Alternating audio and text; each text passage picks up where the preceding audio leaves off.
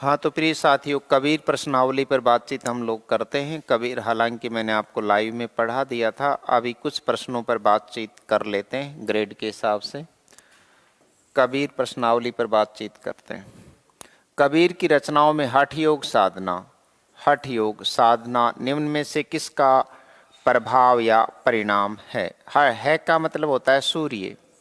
प्रिय साथियों, है का शाब्दिक अर्थ सूर्य और ठय का अर्थ होता है चंद्रमा। चंद्रमा और सूर्य की कलाओं के अनुसार साधना की जाती है, उसको हठ योग साधना कहते हैं। तो कबीर की रचनाओं में हठ योग साधना निम्न में से किसका प्रभाव है?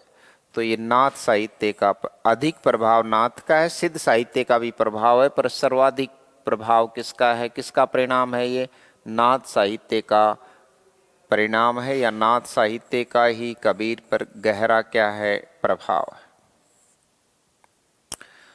नाथ पंथ को हजारी प्रसाद द्विवेदी ने अवधूत मत कहकर पुकारा था। अवधूत पंथ भी कहा था, अवधूत मत या अवधूत पंथ। ठीक है सर। कबीर की रचनाओं में हठ योग साधना निम्न में से किसका प्रभाव का परिणाम है? नाथ साहित्य का। ठीक है सर। सतगुरु की महिमा अनंत, सतगुरु की महिमा अनंत, अनंत किया उपकार, लोचन अनंत उघाड़िया, अनंत दिखावन हार। रेखांकित शब्द का अभिप्राय है। यहाँ पर एक भी आपको रेखांकित दिखाई नहीं दे रहा है, तो यहाँ पर पहले का अर्थ ले लेते हैं, टाइपिस्ट का मिस्टेक है। सतगुरु की महिमा अनंत, तो यहाँ अनंत का जो है वो शाब्दिक अर्थ क्या है? अपार है। सतगुरु की महिमा अनंत होती है। और अनंत किया उपकार, तो यहाँ पर इस अनंत का अर्थ है अनेक, अनेक उपकार किए। अनंत उघाड़िया, यानी परमात्मा को दिखा दिया। अनंत उघाड़िया, लोचन अनंत उघाड़िया, यानी अत्यधिक आंखें खोल दी। अत्यधिक आंखें खोलने का मतलब है लोचन अनंत, अत्यधिक आंखें खोलना, यानी आंतरिक चक्षु खोल देना, अंतर्मन की आंखें, आंतरिक चक्षु खोल देना। अनंत दिखावन हार, और उन्होंने हमें वो अनंत दिखा दिया। अनंत यहाँ पर हम किसको मानेंगे? परमात्मा को। ठीक है, तो यहाँ पर अनंत शब्द का बार बार इस्तेमाल हुआ है, और हर बार उसका अर्थ जो है वो अलग अलग रूप में आ रहा है। तो प्रिय साथियों, अलंकार कौन सा हो गया? यमक। अलंकार कौन सा हो गया? यमक। ठीक है सर। अलंकार यमक की योजना है। ठीक है सर। कबीर गुरु गरबा मिला। गरबा का मतलब है बड़ा, गरबा का मतलब है गर्व करने योग्य, गर्व करने योग्य। कबीर गुरु गरबा मिला, रल गया आटे लूण, और इस तरह मेरा मन उसमें मिल गया जैसे आटे में लूण मिल गया हो, आटे में नमक मिल गया हो। मेरा मन उनसे ऐसे मिल गया, मेरा मन परमात्मा से भी ऐसे ही मिल गया। तो यहाँ अद्वैतवादी दर्शन है, अद्वैतवादी दर्शन। कबीर गुरु गरबा मिला, रल गया आटे लूण, जाति पाति कुल सब मिटे, नाम धरोगे कौन? तो अब मेरा क्या नाम आप निकालोगे? आप मुझे किस नाम से संबोधित करोगे? अब मेरा क्या नाम धरोगे? नाम धरोगे कौन? कौन यानी क्या? अब बताइए मेरा नाम क्या हो गया? कि मेरा आटे में नमक मिल गया, जाति पाति कुल सब मिट चुके हैं, ऐसा गुरु गरबा मिला कि ये सारी बातें मुझसे दूर हो गई। अब बताओ आप मुझे किस नाम से पुकारोगे? मेरा नाम क्या धरोगे? इस साखी में निम्न में से किसका महात्म्य बताया गया? तो गुरु का महात्म्य, गुरु महिमा बताई गई है। जाति पाति कुल सब मिट गए गुरु मिलते ही, तो ऐसे थोड़ी हो सकता है, ऐसा हुआ है। तो यहाँ ऐसा हुआ है, तो यहाँ पर अब बहुत ही बेहतरीन अलंकार का प्रयोग हुआ है, विरोधाभास अलंकार है। कौन सा अलंकार है? विरोधाभास अलंकार है। अद्वैतवादी दर्शन है। कबीर गुरु गरबा मिल्या रली गए, आटे लोण रली गए यानी मिल गए। जाति पाति कुल सब मिटे, नाम धरोगे कौन? तो यहाँ पर अलंकार विरोधाभास, महिमा किसकी? गुरु की है। गुरु की महिमा यहाँ पर बताई गई है और जाति पाति सब मिट गए हैं। अब मेरा क्या नाम आप धरोगे बताओ, तो ये रहस्य है। तो यहाँ रहस्यवाद भी है, अद्वैतवाद भी है, विरोधाभास भी है और गुरु की महिमा भी है। ऐसा गुरु के मिलने के बाद ही ऐसा हुआ है। ओके। माया दीपक नर पतंग, माया रूपी दीपक और नर रूपी पतंगा भरमी भरमी भरम भरम भरम भरम करके ई पड़त, इसमें पड़ता है, दीपक में पतंगा पड़ता है। ठीक है, जानवर जो होता है ना उड़ने वाला, माया दीपक नर एक पतंगा है, भ्रम भ्रम के ई में पड़त, इसमें पड़ता है। कबीर ने संसार को किसके समान बताया है? किसके समान बताया है? दीपक के समान, न समान जलाने वाला। किसको? संसार को। माया दीपक नर रूपी पतंगा है, भ्रम भ्रम इसमें पड़ता ही रहता है, इसमें भ्रमित होता है और ये भ्रमित जीवन है। तो माया रूपी दीपक, माया रूपी दीपक, तो रूपक अलंकार और नर रूपी पतंगा। तो नर रूपी पतंगा तो यहाँ फिर से रूपक है और ये परंपरित रूपक का यहाँ पर प्रयोग हुआ है, क्योंकि पतंगा बार बार जाकर दीपक में पड़ता है। पतंगा यानी उड़ने वाला जीव, उसमें जलता है जा जा कर। माया दीपक नर पतंग भरमी भरमी में पड़त। कबीर ने संसार को किसके समान जलाने वाला बताया? दीपक के समान जलाने वाला इसमें बताया है। रूपक अलंकार है और पुनरुक्ति प्रकाश भी है। भरमी भरमी में कौन सा हो गया? पुनरुक्ति प्रकाश। बार बार जन्म, भरमी भरमी में पड़त का मतलब है जन्म मरण के चक्कर में, जन्म मरण के चक्कर में मनुष्य बार बार जन्म लेता है, उस चक्कर में पड़ता है भ्रम के कारण, ऐसा हुआ है। ठीक है, ठीक है सर। गुरु गोविंद तो एक है, दूजा यहू आकार। गुरु गोविंद तो एक है, गुरु और गोविंद दोनों एक है। तो यहाँ पर ये रहस्यवाद है और रहस्यवाद भी है, लेकिन मूल बात अद्वैतवाद है। गुरु गोविंद दोनों एक ही हैं, तो ये तो हो गया अद्वैतवाद। दूजा यहू आकार, दूजा यहू आकार, यहू यानी शरीर रूपी मनुष्य का जो आकार है, यहू आकार यानी दूजा ये शरीर रूपी आकार है जिसमें आत्मा का निवास है। परमात्मा और गुरु तो दोनों एक हैं। दूजा यहू आकार आपा मेट जीवत मरे। आपा मेटना, आपको अपना अहंकार मेटना है। आपा का मतलब अहंकार मेटना, और जो व्यक्ति अहंकार मेट देता है वो जीते जी मर जाता है और मरकर भी वो अमर है। तो यहाँ पर ये विरोधाभास अलंकार, जीवित मरे। तो जीवित कैसे मरेगा? क्योंकि अहंकार मर जाएगा तो मनुष्य ठीक से जीवित रहे। आपा मेटे जीवित मरे तो पावे करतार, तभी भगवान को प्राप्त किया जा सकता है। आपा मेटत जीवित मरे। ओहो, कबीर ने इस पद में आपा शब्द किसके लिए प्रयोग में लिया? अहंकार के लिए। आपा मेटत जीवित मरे और फिर पावे करतार, अलंकार विरोधाभास। अलंकार कौन सा हो गया? विरोधाभास है। जीवात्मा रूपी आकार है।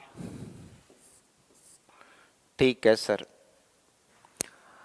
निम्न पंक्तियों के रचयिता कवि कौन है? ये पूछ ली जाती है, इसलिए पूछ ली जाती है, पढ़ तो अपन अभी कबीर रहे हैं, लेकिन बाद में आपको लगता नहीं कि ये कबीर के हैं, क्योंकि उन्होंने राम का जिक्र इस पंक्ति में किया है।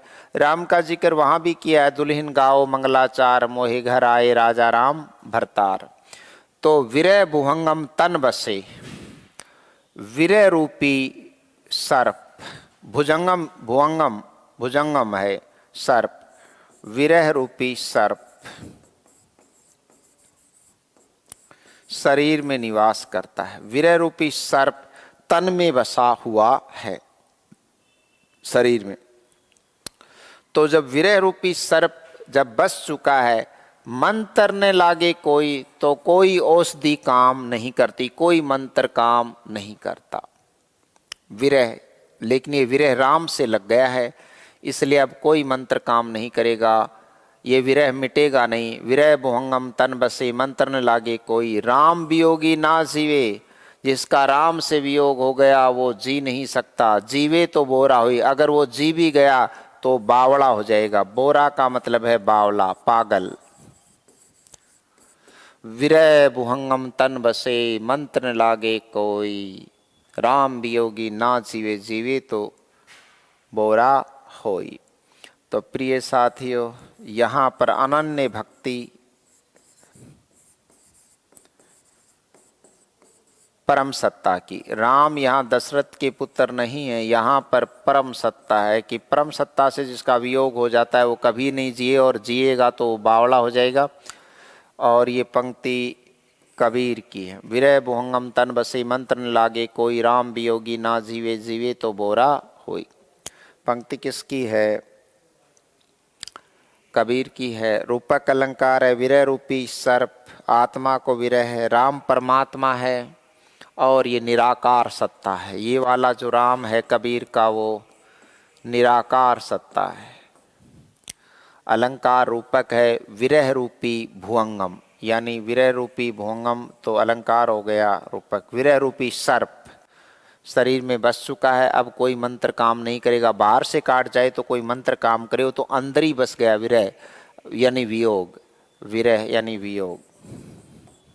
आत्मा को विरह हो रहा है, किसके बिना? राम के बिना। राम वियोगी ना जीवे, जीवे तो बोरा होए। जिसका राम से वियोग हो जाता है वो जीवित नहीं रहता, जीवे तो वो बावला हो सकता है। ठीक है, तो ये पंक्तियाँ किसकी हैं? कबीर की हैं।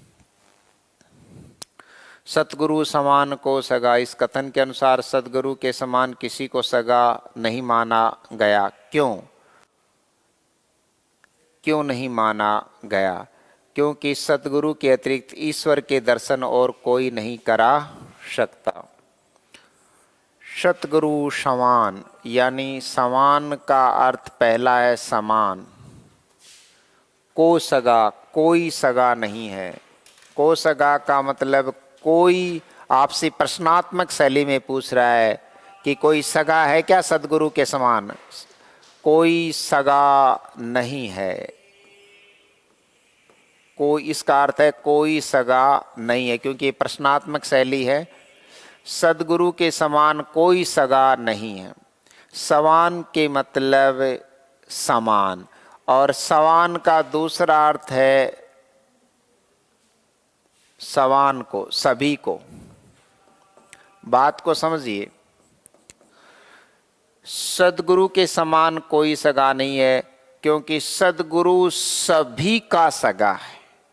तो समान के दो अर्थ हैं, समान यानी सभी को, समान यानी समान। तो यहाँ पर जो है सलेस,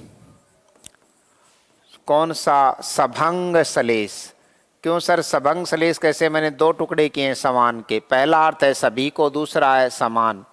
तो सदगुरु के समान कोई सगा नहीं है।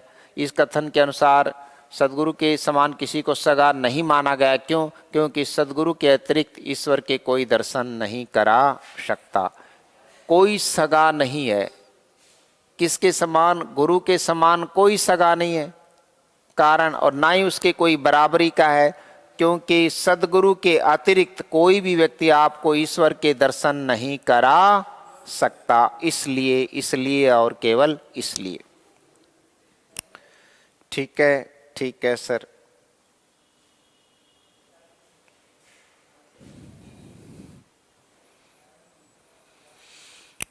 कबीर किसके उपासक थे? निराकार निर्गुण ब्रह्म के। तो सामान्य प्रश्न है, निराकार निर्गुण ब्रह्म के।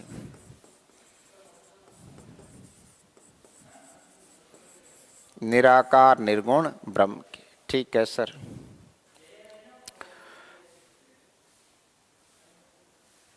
सद्गुरु सवान को सगा, वही पंक्ति आ रही है, सतगुरु सवान को सगा। सोधी, वो शोध करके बताता है, सही ने दाती, उसके समान कोई दाता भी नहीं है। हरिजू सवान कोई, तो जिस प्रकार भगवान सबका हित चाहते हैं वैसे गुरु भी सबका हितु चाहता है। सवान यानी सभी का हित चाहता है। हरिजन सही ने जाति, हरिजन सही ने जाति, और हरिजन के समान दूसरी कोई जाति संसार में नहीं है। हरिजन के समान, सही यानी समान, दूसरी जाति संसार में कोई नहीं है। तो हरिजन का मतलब हरि का जो जन है, मतलब भगवत भक्त के समान और कोई दूसरी श्रेष्ठ जाति नहीं है। तो श्रेष्ठ जाति किसको बताया है? भगवत भक्त को। भगवान का जो भक्त होता है ना, उसके बराबर और कोई दूसरी जाति नहीं है। हरिजन का यहाँ तात्पर्य भगवत भक्त के समान और कोई दूसरी जाति नहीं है। आप उस बात पर मत जाइएगा कि भाई जो महात्मा गांधी ने हरिजन कहा, भगवत भक्त हरिजन होता है। भगवत भक्त, कबीर ने किस जाति को? हरि जी समान कोई, तो भगवान सबका हित चाहने वाले हैं, इसलिए हरिजन सही ने जाति, हरिजन के समान, भगवान भक्त के समान और कोई जाति संसार में श्रेष्ठ नहीं है। ठीक है सर। कबीर ने स्वयं अनुभव के उपदेशों को क्या कहा है? साखी यानी शिक्षा। साखी यानी दोहा। दोहा शब्द का दूसरा नाम भी क्या है? साखी। साखी यानी शिक्षा, शिक्षा अनुभव के आधार पर इन्होंने बताई है। ठीक है सर। कबीर साहित्य का प्रथम संकलन उनके प्रमुख शिष्य धर्मदास ने किया। बाद में अनंत दास ने थोड़े दिनों बाद में कबीर परिचय लिखा, द इंट्रोडक्शन ऑफ मिस्टर कबीरा। और कबीर की मृत्यु के बाद धर्मदास ही उनकी गद्दी पर बैठे। कबीर साहित्य का प्रथम संकलन यानी लिखा बीजक में किसने लिखा? उनके शिष्य धर्मदास ने ही किया। ठीक है। सतगुरु बपूरा क्या करे? बपूरा का मतलब है बापड़ा, बापड़ा का मतलब है बिचारा। बापड़ा, सतगुरु की भी बेबसी होती है। सतगुरु बपूड़ा यानी बापड़ा, बिचारा, क्या करे? सीकर की भाषा में बोले तो लाई। सतगुरु बापड़ा क्या करे? जो शिष्य माही चूक, जो शिष्य में ही चूक है, शिष्य उसके लायक ही नहीं है, जो शिष्य में चूक है, शिष्य में भारी गलती है, जे जो शिष्य माही चूक, भावे तू प्रबोधि ले। प्रबोधि यानी ज्ञान। अगर शिष्य में जिस प्रकार की भावना है वैसा ही वो ज्ञान प्राप्त करेगा। भावे यानी जैसा भाव है शिष्य में वैसा ही वो ज्ञान ग्रहण करेगा। प्रबोधि यानी ज्ञान।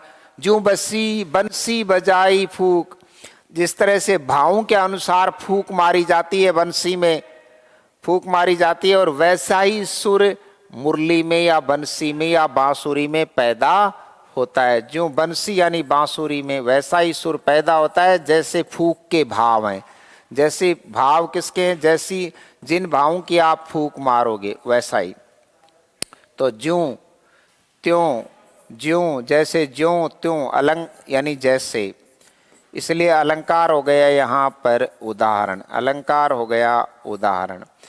तो कबीर के इस पद का भाव क्या है? शिष्य भी पात्र होना चाहिए। शिष्य की पात्रता की बात यहाँ पर की गई है। शिष्य की पात्रता की बात यहाँ पर की गई है। ठीक है सर। सद्गुरु हम पर रीझी करी। सद्गुरु एक बार हम पर रीझ गए थे। रीझी यानी प्रसन्न होना। सद्गुरु हम पर रीझी करी, किया है। एक कया प्रसंग, हमें एक प्रकरण उन्होंने बताया, एक कथा उन्होंने हमें बताई। सतगुरु हम पर रीझ करी, एक कया प्रसंग, एक कथा उन्होंने हमसे कही। बरसा बादल प्रेम का, जब उन्होंने वो कथा कही तो बरसा बादल प्रेम का, तो 6 का अनुप्रास है। बरसा बादल प्रेम का, भीज गया सब अंग, अब जो है सारे अंग भीग गए, मतलब मैं पूरी तरह से ज्ञानमय हो गया। कबीर कहता है मैं पूरी तरह से ज्ञानमय हो गया, क्योंकि प्रेम रूपी बादल बरस गया है। प्रेम रूपी बादल तो रूपक अलंकार है, रूपक, प्रेम रूपी बादल बरस गया। कबीर ने प्रेम का बादल किसको कहा है? गुरु द्वारा ज्ञान का जो प्रबोधन हम पर हुआ है उसको कहा है। ठीक है, ठीक है सर, कोई कंफ्यूजन? No sir.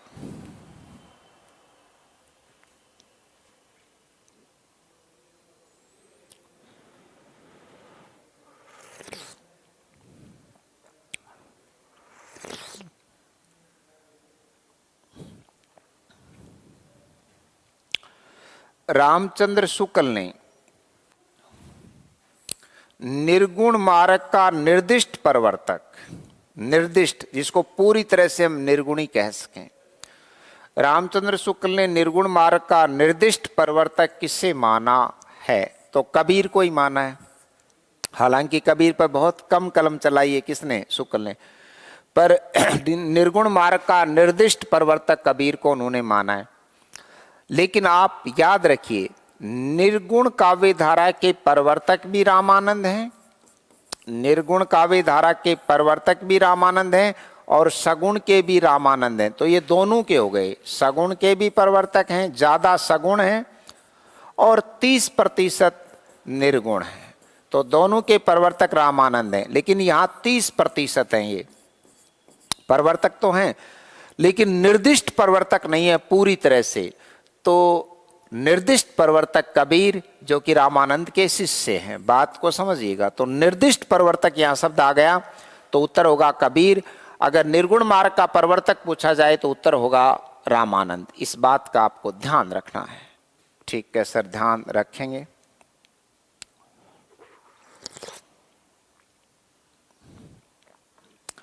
कबीर ने किससे प्रभावित होकर परमात्मा को प्रियतम यानी पति माना है? तो ऐसी भक्ति वैष्णव में ज्यादा है, वैष्णव भक्ति से प्रभावित होकर उन्होंने ऐसा किया। विष्णु को मानने वाले वैष्णव।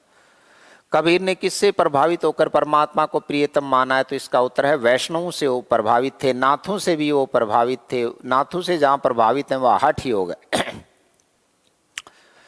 कबीर ने किससे प्रभावित होकर परमात्मा को प्रियतम माना है? वैष्णव से। दुल्हन गाओ मंगलाचार मोए, घर आए राजा राम भरतार। ठीक है। कबीर साहित्य को प्रकाश में लाने का श्रेय, तो यहां उत्तर धर्मदास और अनंतदास नहीं होगा। उन्होंने तो लिख दिया था, बाद में ये साहित्य थोड़ा विस्मृति के गर्भ में चला गया। फिर अंग्रेज आए और अंग्रेजों में एक महान शोधकर्ता थे विल्सन। तो कबीर साहित्य को दुनिया के सामने लाने का श्रेय किसको है? दुनिया के सामने लाने का श्रेय H.H. विल्सन को है। पहला श्रेय जाता है H.H. विल्सन को और दूसरा श्रेय जाता है जॉन ब्रिन्स फ्रॉम लंदन और दूसरा श्रेय जाता है जॉन ब्रिन्स फ्रॉम लंदन को जाता है। ये दूसरा श्रेय, लंदन के रहने वाले जॉन ब्रिन्स थे। तो श्रेय किसको जाता है? विल्सन को। और दूसरा स्थान आता है जॉन ब्रिन्स का from London. Okay okay sir. Kabir का जन्म किस वर्ष हुआ? 1398 ईस्वी में। सर मृत्यु इनकी 1518 में। संवत 1575 कियो मघर को गौण, माघ सुदी एकादशी रड़्यो पौन में पौन प्रियादास। सटीक भक्तमाल में लिखा है। तो ये जन्म है और ये मृत्यु है और 120 वर्ष का पवित्र जीवन कबीर ने जिया है। ठीक है, ठीक है सर। गुरु प्रसाद, गुरु का जो प्रसाद है, गुरु की जो महिमा है, गुरु का जो ज्ञान है, सुई के नाके, वो सुई की तरह है। जैसे कोई चीज किसी में नहीं जा सकती, नहीं जा सकती तो नहीं जा सकती, तो उसके एक नाखून होता है, उसमें धागा बांध दिया जाता है, या जो भी चीज उसको निकालनी है वो सुई के नाके में बांध दी जाती है। फिर सुई को ऐसे डाला जाता है, फिर सुई को जो ही खींचेंगे तो उसके पीछे जो भी धागा है वो आ जाएगा। तो गुरु ऐसा ही है, सुई के नाके की तरह है। सुई के नाके में गुरु तो सुई है और शिष्य उसका नाका है, तो गुरु रूपी सुई उसको खींच लेती है।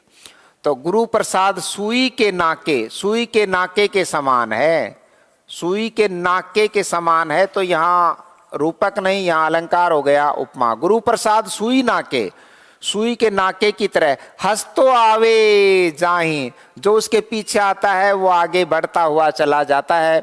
तो कबीर ने इस पद में निम्न में से किस अभिप्राय को स्थापित करने का प्रयास किया है? किसको?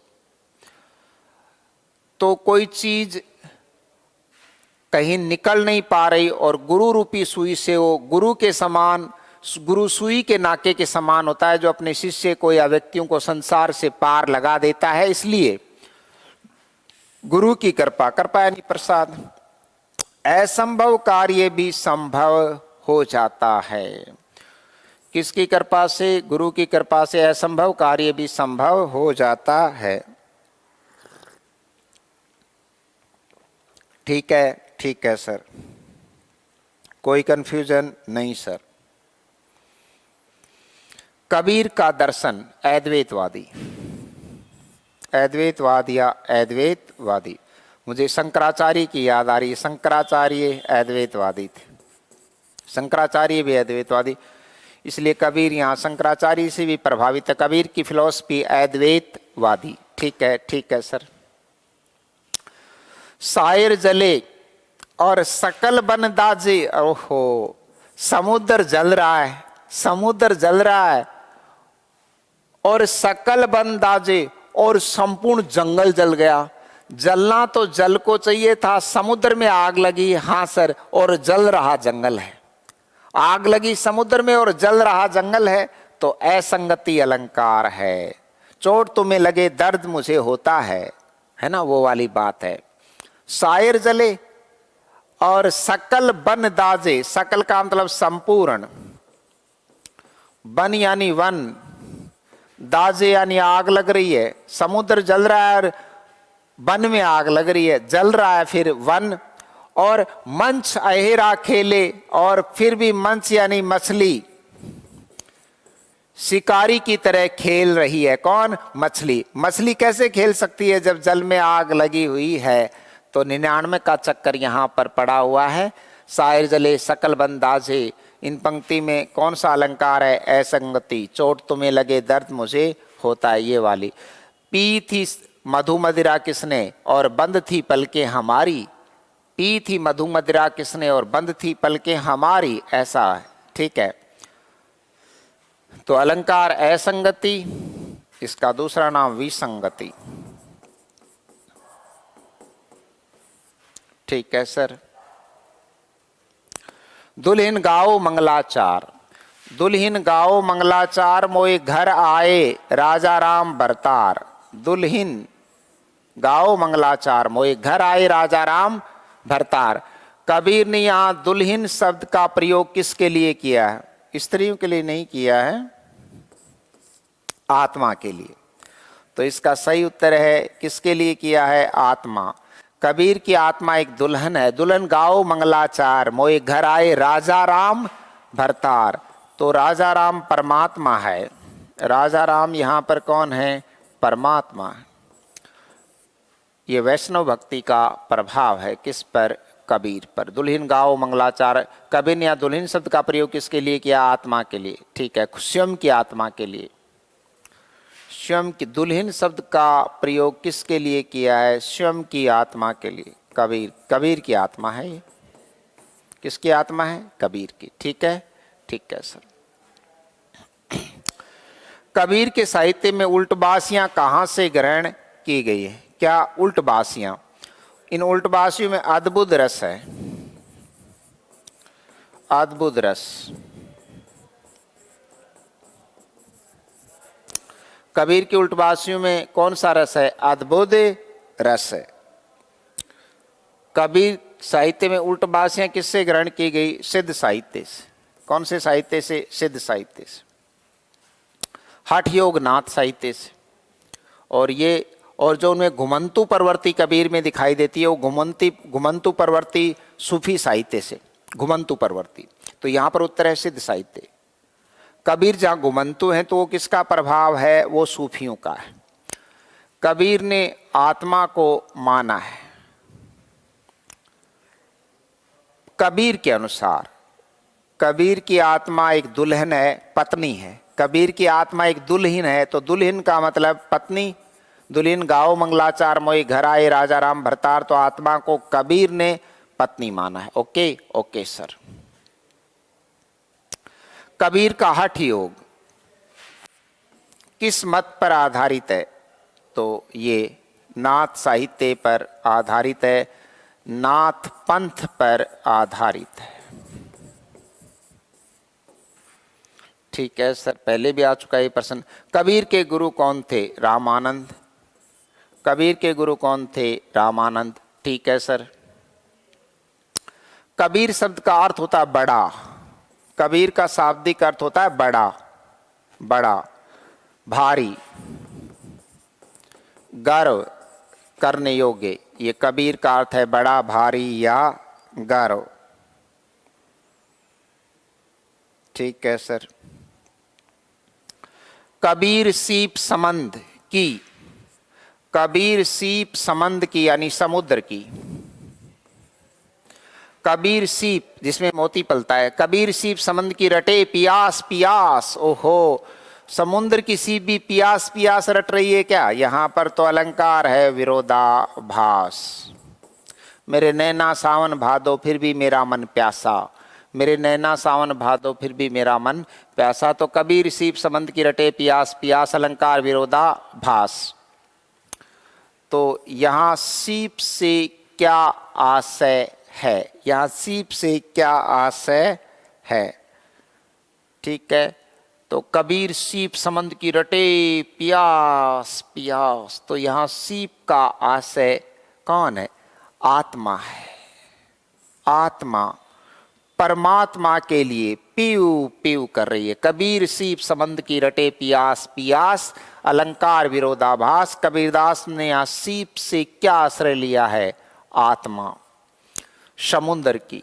और समुद्र का दूसरा अर्थ है शरीर। शरीर की जो आत्मा है वो रटती रहती है पियास पियास, यानी परमात्मा रूपी पानी उसको चाहिए।